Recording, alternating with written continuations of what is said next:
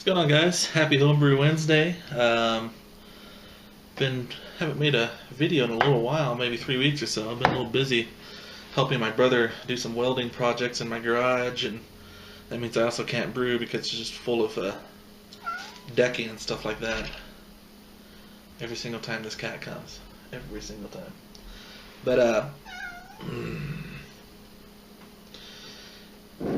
I've been saving this beer. I've been so busy, I really haven't had time to even drink it. But this is, let me get this guy here. But Pooka NC sent me this beer a couple weeks ago. It's his Imperial Pumpkin, 11.1%. So I'm going to drink this whole thing by myself. Almost scared it. Let's throw some out here. Come here. Come on. Let's get here. Fucking cats. It's food dishes right here, so it always wants me to pet it while it eats. But anyways, yeah, so it's I think he brewed this in September. I could be wrong. I went back and looked at some of his videos, but so it's got a little bit of age on it, but 11%, it should do good. Let's crack into this thing.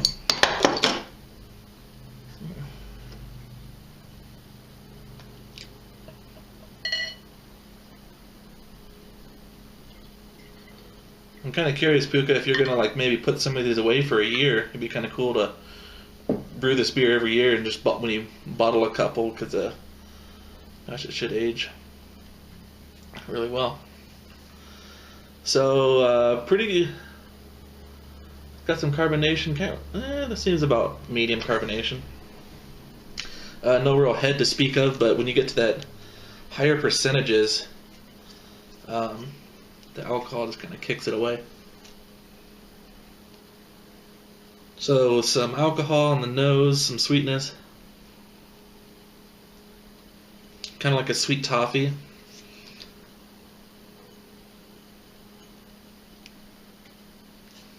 Yeah, there's a fair amount of alcohol in there. It's definitely a big beer. Let's go ahead and give it a whirl. For being 11%, it's really quite dry. I mean, there's some sweetness there, but not as much as you would think for 11% pumpkin ale. Or, I mean, just looking at it, I almost want to say like a barley wine type style ale. I'd have to go through and look at his grain bill. It's probably not hopped to the same as like an American barley wine or something, but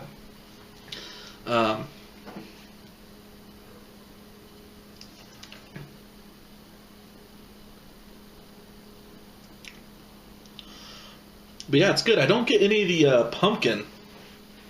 I'm going to let a little bit of it warm up, but I almost wonder if pumpkin is one of those flavors that will kind of fade with time. I don't know. I've never made one, but I know some flavors they do just kind of mellow out. It kind of reminds me of like just like a strong ale. Not no real bitterness, but there is some to balance out a little bit of the sweetness that it has. But again, it's not like a cloying sweetness. This beer must have finished out pretty low for being 11%. That's always kind of my concern, is why I don't really try to make too many big high gravity beers, is just because when they finish out, I don't want them to be this big cloy bomb, which this is not. It finishes out really quite dry. There's some carbonation. But yeah, nice beer.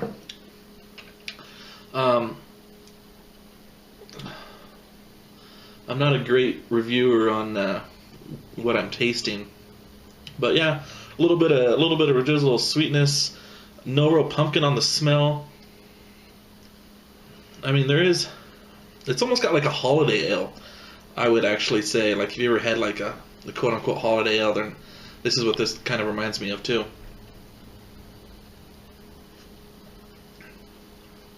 But anyways, I got some other big news going on. Haven't been brewing really lately. I did have quite a few beers. I had like, I don't know, I had at least 4 beers on tap, so like 20 gallons of beer. So I'm not necessarily running out of beer. but I do need to brew. I think my next beer is going to be an Imperial IPA, which is something I brewed like when I first started. It was like my first all grain batch, but I've never brewed a really big 8-9% Imperial IPA. So that's what I'm going to do. But some really big news is, as the title probably says, that it was kind of weird because I've been watching some videos like from New to Homebrew Ben. Also, Kevin with Clement's Homebrew. His daughter is pregnant, and then New to Homebrew Ben, him and his wife. I just saw a video that his wife was pregnant, and in tradition, everything seems to happen in threes. My wife is also pregnant, so it'll be our first child. So I'm really excited about that. So some really big changes about to come my way. Yeah, it'll be our first. She is 12 weeks along as of right now, so still pretty early. We told all of our parents and stuff, which is cool, and friends and stuff like that. Yeah, so that's kind of the newest thing that's been going on with me. Yeah, a little nerve-wracking, a little nervous about it, to be honest, but I think probably nerves is good. So that should be fun. I'm gonna be brewing my little butt off right before the little boy or girl is born, because I know that first 6 months there's not going to be a whole lot of brewing getting done. So I've already kind of laid out like a little bit of a game plan to like get some beers that quasi age good, that you can kind of sit in a keg for. Because I have 11 kegs actually, I think. So I have a couple kegs that almost never get used. So maybe like do like a stout or something that can just kind of sit in the cellar and would be even better at 6 months or however long it takes. But that's kind of selfish for me to start thinking about having enough beer to satisfy the old kegerator while I'm changing diapers. But I figure, yeah, why not? So that's going to be some big news. The due date is August 3rd, I believe. So going to be a summer baby. And yeah, getting real excited. I think we're going to figure out the sex of it. We talked about waiting until it's born, but it's kind of just a colossal pain in the ass for all your family and stuff like that, because they'll just have to get like gender neutral stuff. So it's going to be a boy anyway, so I can already tell. But wishful thinking, little brewmaster coming. So no names picked out, nothing like that. But yeah, anyway, that's about it, guys. Brad, thanks for the beer again.